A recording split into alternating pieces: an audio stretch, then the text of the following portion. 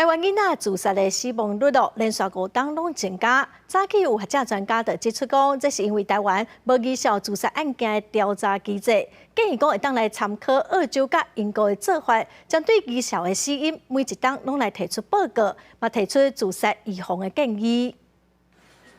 女校自杀事件接发生，伫台湾煞无固定的调查机制，敢若有针对0到6岁追踪死因。面对少年族群的追踪调查，女校代表指出，恒远3级的辅导机制对学生的掌握度上歹，若真正出代志，根本查无资料。我的学校可能并没有办法去真正的掌握我可能是不包含自杀动机、自杀原因，曾经在自杀之前遭受到怎么样刺激或怎么样的因素。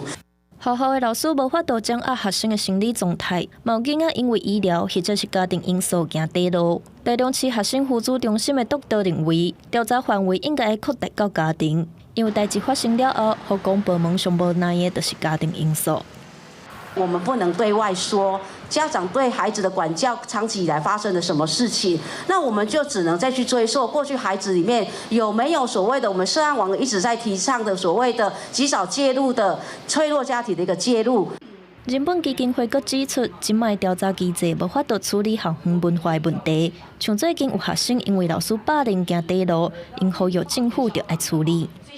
包括最近的风中案，风中案里头呢，他说我没有让孩子写自诉书，可是你从调查报告会看到，他因为有5次自诉书晚交被记警告。民团建议调查得要找罹患心理等专家，依照个案的性质来伫无同的专家，比较澳洲各单位以专业的角度提出报告。自杀原因得要由法定调查认定，而且要公开调查报告。记者综合报道。